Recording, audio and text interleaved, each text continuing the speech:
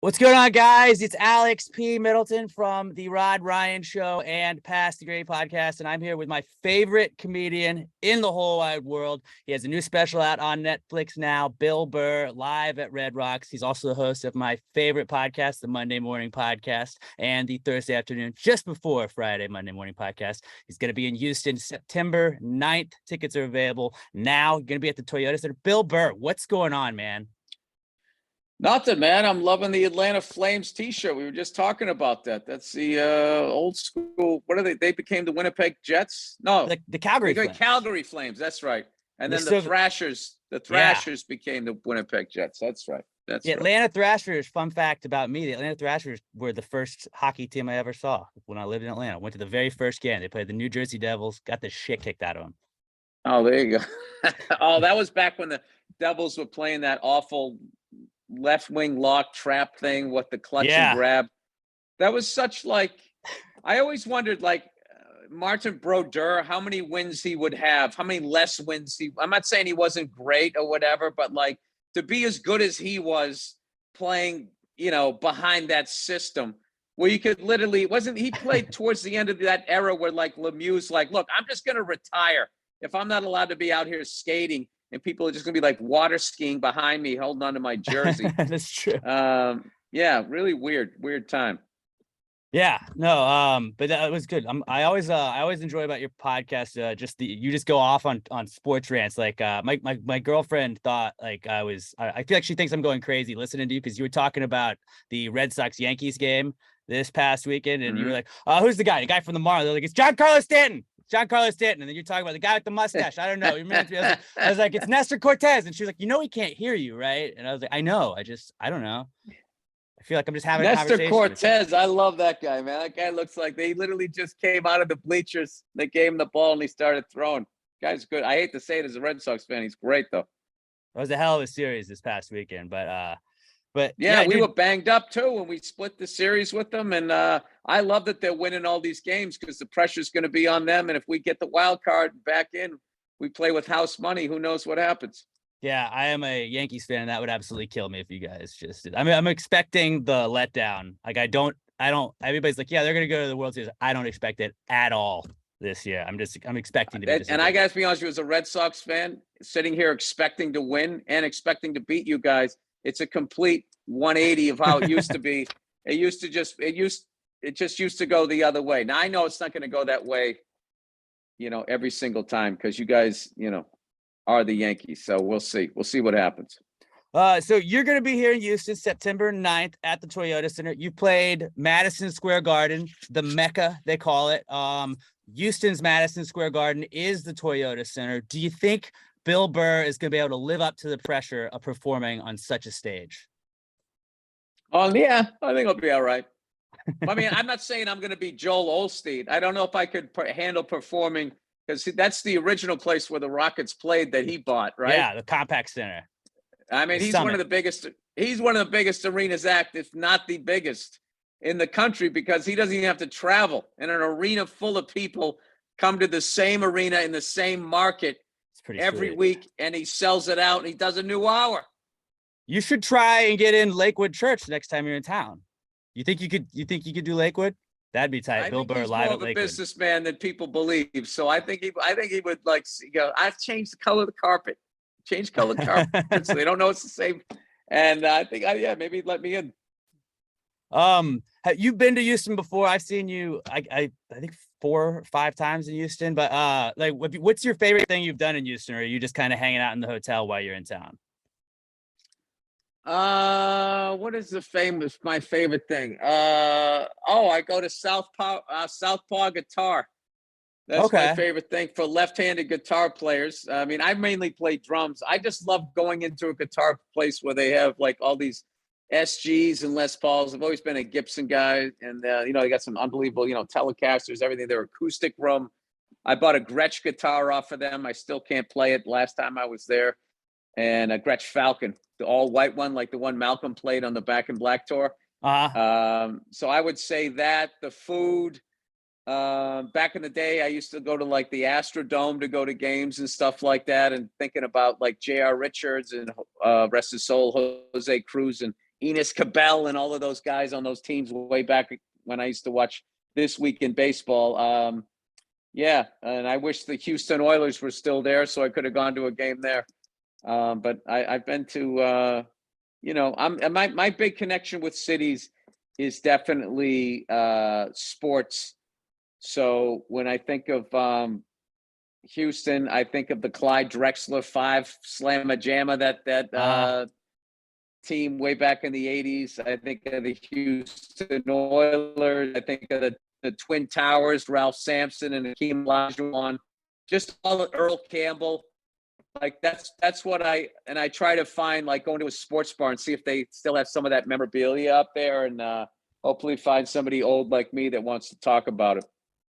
That's always fun though. And it's like having that kind of knowledge and just being able to talk about that, you can literally just talk to anybody. Not that you would have a problem with that or anything, but you can also still go see the Astrodome. We didn't get rid of it. It's just sitting there rotting, filled with asbestos and nobody in it, right next to NRG Stadium. Wait a minute. I should have played there. I'm calling my agent right after this. Why didn't you book me in the friggin' Astrodome? Oh my God. First home run ever hit there. Who hit it? Is it Mickey Mantle?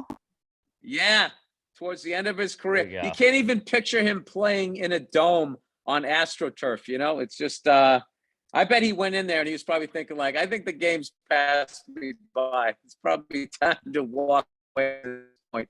I don't even know what we're playing inside fake grass. I don't even know what this is. Yeah, what the hell is this? Yeah. I've been a huge fan of yours pretty much forever. I mean, like Breaking Bad was my favorite show, and it was awesome, like listening to you, and then you got on it, and like, just what is your favorite thing? I mean, I know you were in charge of F is for Family.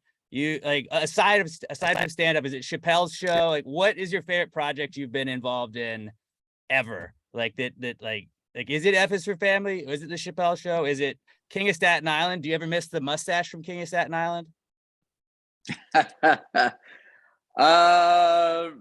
When I look at it, it's cool. Like when I see that look, but like I remember eating with it, it was not cool. And I remember shaving that off and feeling like, I made it through the gig. I didn't get fired. Judd Apatow's, big, one of the big heavy hitters out there. So I had to make sure I did a good job. And obviously Pete Davidson hooked me up, one of my great friends in this business.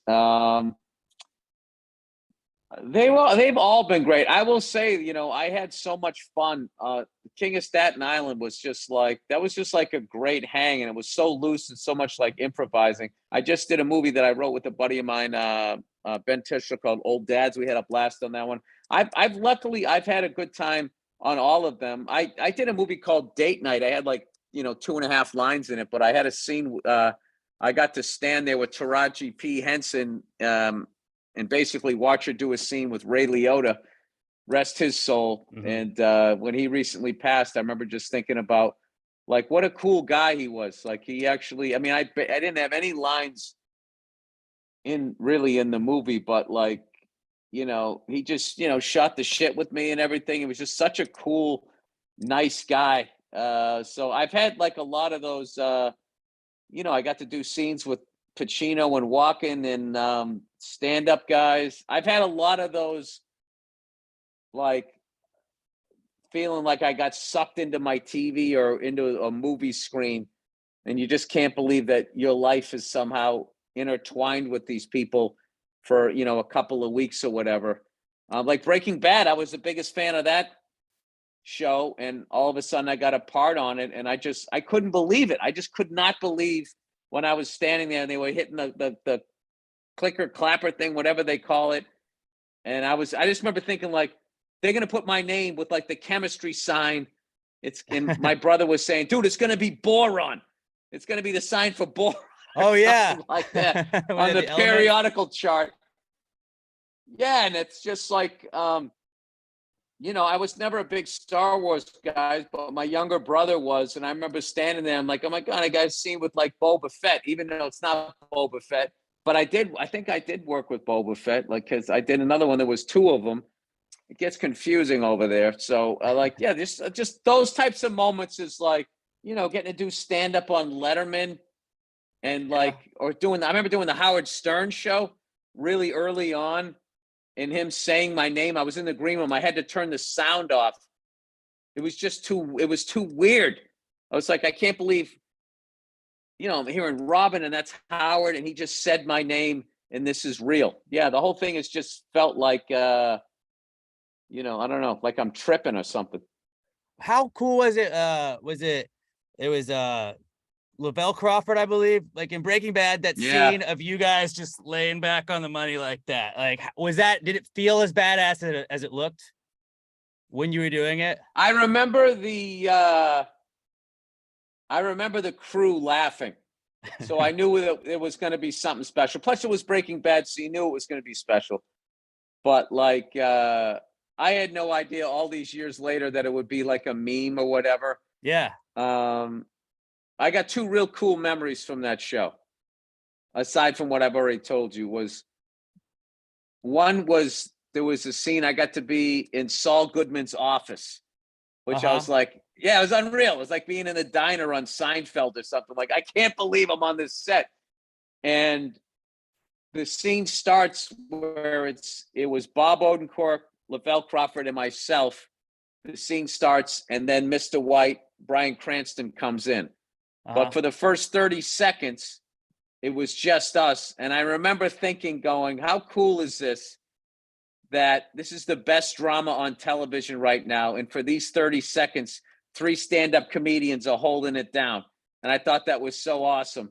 And I also got to, and the other one was I got to see Brian do the crawl space scene where he's underneath there and they doesn't have his money.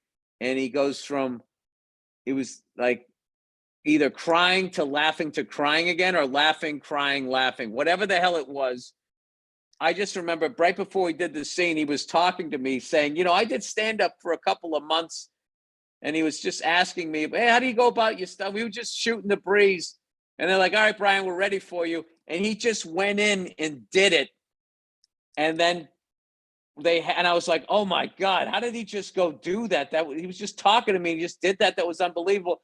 And then he walked off set and came up to me and picked up the conversation like that unbelievable thing he just did never even happened. And I always hear all these, these actor-y people going like, oh, I have to shut everything out and turn the lights off and, go into this 6-hour process. And he just walked in there and just flipped the switch, did it, shut it back off again, and just, all right. So anyway, I was working the improv and I was just like, God dang, this guy is good. It's unbelievable. Did you keep up with Better Call Saul?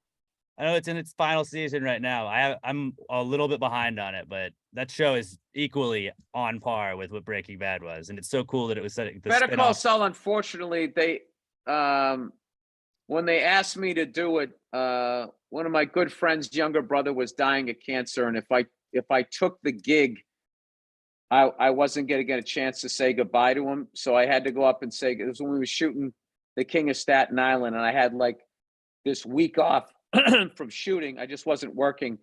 And my agent, unfortunately, saw that gap and told them that I was available. And they wrote something. I still to this day feel guilty about it because I know how hard that is to then think you have somebody and then you don't, and they have to pull you out or whatever. Mm-hmm. I felt awful about it. I was so upset with my agent. Like, it's like, dude, you don't say I'm available until you ask me. Just because I have days off doesn't mean. And they're like, oh, no, we'll smooth it over. I always wondered how they handled that. I probably ended up looking like some diva jerk who was doing a movie, but I was like, I was able to email Vince and let him know that that's what was going on. And I hope that, because, that just sounds like an excuse though. Like, the dog ate my homework, to be like, oh, I have a buddy's dying of cancer. Like, there's something about that. I hope that, whatever. I think it's a little better excuse than the dog ate my homework. I know, but like horrible timing, but we got to wrap it up. Right. But I was able to go up and say, goodbye to him and hug him and everything like that. So I did do the right thing. All right. Well, And on that cancer note. Yeah, and on that cancer note, Bill Burr going to be in town Friday, September 9th at the Toyota Center. Get your tickets now. Dude, I love everything you're in, man. I'm obsessed with all your work, bro. And thank you so much for giving me the time of day, man. Same to you, man. Thank you for helping me sell tickets. I appreciate it. Have a nice day. Anytime. Later.